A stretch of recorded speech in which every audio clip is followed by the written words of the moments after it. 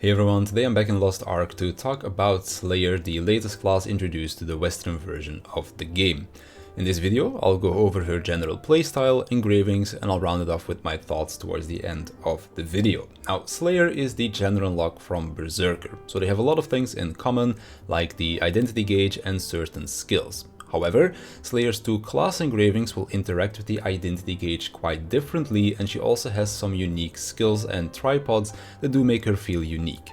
The main thing that sets her apart from Berserker are these two class engravings, as they change her playstyle quite a bit, and the fact that Slayer doesn't have a red dust equivalent. For those that haven't played Berserker, Red Dust is a skill that grants you a short but very powerful damage buff, and you want to fit in as many powerful skills into this damage buff window as possible. So with Berserker, you'll be playing around the cooldown of this skill a lot, regardless of if you're playing Berserker's technique or Mayhem. Slayer on the other hand doesn't have this, so you'll just be playing around her identity gauge instead. So what does it do? At base, the Slayer's identity is the same as Berserker's. You have a gauge that you can fill up. Once it's full, you can activate it to go into your burst state, which lasts for 30 seconds. And while inside of your burst state, you gain access to a skill called Bloodlust. You gain an attack speed, movement speed, and a crit rate buff while the state is active. And once it runs out, you get the exhaustion debuff, which lasts for 30 seconds, which prevents you from building up identity gauge again. However, both of your class engravings are going to be altering your identity gauge a lot. For Punisher, you'll have a harder time generating gauge, as it slows down your generation by 25%, and it will also decrease the time your burst state is active by 50%, so going from 30 seconds to 15 seconds. But to make up for this short burst state, it is going to be much more powerful. While your burst is active, you gain a 25% damage increase, and you also get a 20% crit rate boost to Bloodlust, that powerful skill that only becomes available during your burst state. And when your gauge runs out, you won't get the exhaustion debuff, so you can go right back to filling up your gauge again.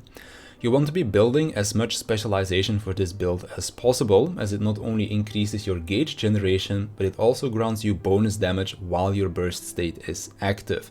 And this is on top of the 25% that you already get from your class engraving. Not only that, but specialization will also increase the damage of the Bloodlust skill and your awakening, and both of these skills hit incredibly hard. So TLDR, build gauge, activate your burst state for a short but very powerful damage window, and then go right back to building up gauge once your burst state ends. Predator is then the complete opposite of Punisher.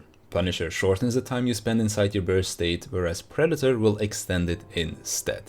Now, to get the gameplay loop going, you'll need to build up your gauge once. You can either do that by just using skills, like a lot of Legion raids have some ads to clear before the first boss, you can do it there. You could use a stimulant potion, or you can use your utility awakening. You've got two awakenings. One is purely there for damage, which you'll usually want to use on the Punisher build, and the other awakening will grant you a full identity gauge instead, if you were able to hit mobs with it of course, which you tend to run on Predator. Once you fill your gauge then, you can start your gameplay loop. While your burst state is active, the Predator engraving will grant you 40% crit damage. Every time you land attacks on the enemy, be it skills or auto attacks, you will be recovering 10% of your gauge and 3% of your max mana, and this can occur once every second. So this is what allows you to extend your burst state duration, and is also what allows you to build full swiftness on Slayer. With Berserker, you'll run into mana issues if you go high on swiftness, but the mana recovering aspect on the Predator engraving will help mitigate that problem a lot.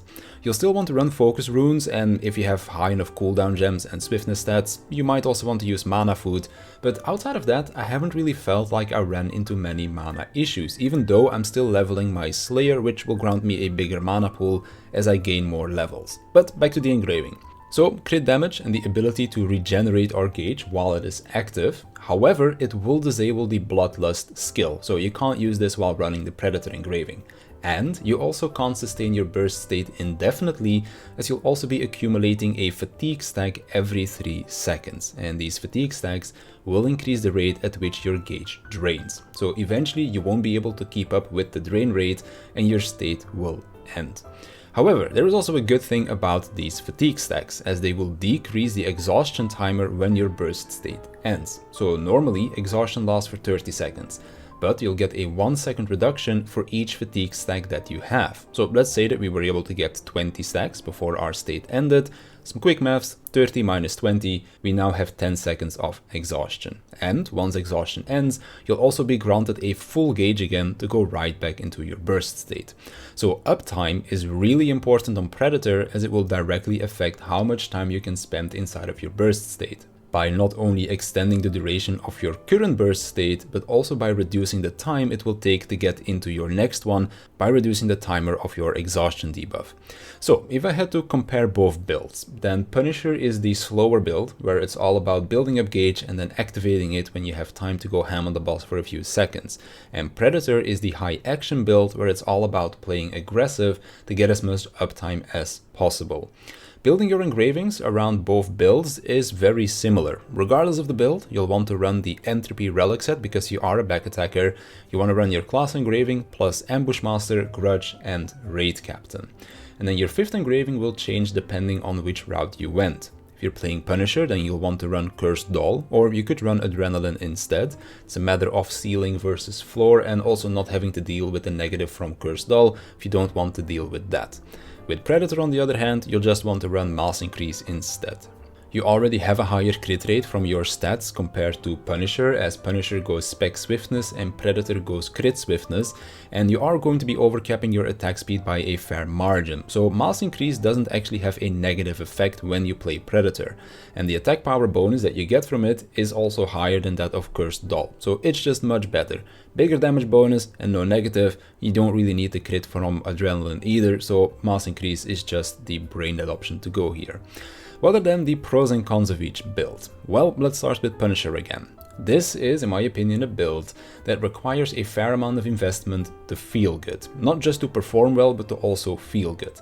You want high specialization, you need high swiftness to cap out your Raid Captain during your burst state, you'll want high level tripods for cooldown reduction and gauge generation, and you'll also want a very high level cooldown gem for Guillotine, ideally level 9. This is kinda similar to Igniter Sorceress. Igniter wants a level 9 cooldown gem for Doomsday, ideally. You can do it at lower levels, but level 9 makes it kinda comfortable, so that you can cast Doomsday twice per burst window. For Punisher it's exactly the same. You want a level 9 cooldown gem on Guillotine, so that you can cast it twice per burst as well. But in order to do that, you need the high level gem, you need your cooldown tripod to be at level 5, and a high enough swiftness stat. So it's quite a lot of investment to get that to work. However, once you do invest into a Punisher build, it feels really good to play. You build up your gauge quite quickly when you have opportunities to hit the boss, and then you have a really satisfying burst window. Punisher being a burst class also means that it performs really well in raids or just a general party setting, as it will be able to utilize support buffs much better than Predator, which is a sustained DPS build. When it then comes down to Predator, it's the complete opposite. It doesn't really require much investment at all, just right out of the gate, barely any mana issues, feels smooth even without tripods or high stats, just feels amazing to play. But once you take it into content, that is where you can sometimes run into an issue that Punisher doesn't really have to deal with. That issue being uptime. If you can have high uptime, Predator feels amazing and there's barely any downtime where you're not inside of your burst state. But there are a lot of bosses that will have forced downtime patterns, and you can't always predict them. A forced downtime pattern at a bad time, where your gauge isn't looking so healthy anymore, could lead to your burst state ending early and you being stuck with a fairly lengthy exhaustion timer. So it can feel kinda bad at sometimes. But in most content you don't really run into this issue until you start to really overgear the content by a lot, as at that point you'll be going from mechanic to mechanic. But as long as the boss doesn't go untargetable, you'll still be able to work around not being able to be in melee range by utilizing certain skills. Your synergy skill, for example, has a tripod that leaves a damage puddle on the ground, and as long as that hits the boss, it counts for your gauge regeneration. And you also have some really long range skills as well. So if you play it well, you won't really run into many issues, but it's still something to consider. For me personally, it's really hard to make a choice between these two builds, as they both feel really damn good to play. Punisher requires more investment to feel good, but once it's there, it feels great to play, and it's also more friendly to play, as you don't have to worry about being locked out of your burst state for a prolonged period of time just because you couldn't hit the boss. Predator, on the other hand, feels great to play right away, but it requires more from you, the player. You need to play well to have as much uptime as possible, or you'll be punished even harder than you would be on other swiftness classes, as you won't just lose your damage uptime, you lose access to your powerful burst state as well. Currently, I've decided that I'll be playing Predator for a little while, as with the limited investment that my Slayer has at the moment, it just feels better to play, and it will allow me to see how bad this downtime issue really is. Predator seemed a more fun build when I first took a look at Slayer, so that is why I want to give it a good try before I maybe end up switching to Punisher, if I ever were to do that. But luckily enough, we do have the Express event that grants us free access to 4 engravings, and I can work towards unlocking both tripod sets for both of the builds, so I can just switch between them whenever I want to, and I have plenty of time to decide on which build that I do want to run in the end, when I do finally decide on which of the two I am going to be buying accessories for. And I think that pretty much covers everything. For now, I'm going to be enjoying my Slayer as I work towards finishing her relic set, and then once she's there, I'll see if I want to invest into her further and make her part of my main roster, or if I want to keep her where she is and enjoy her as a for fun alt. And with that, I want to thank you for watching, I want to thank my patrons for their support, and I'll see you in the next one.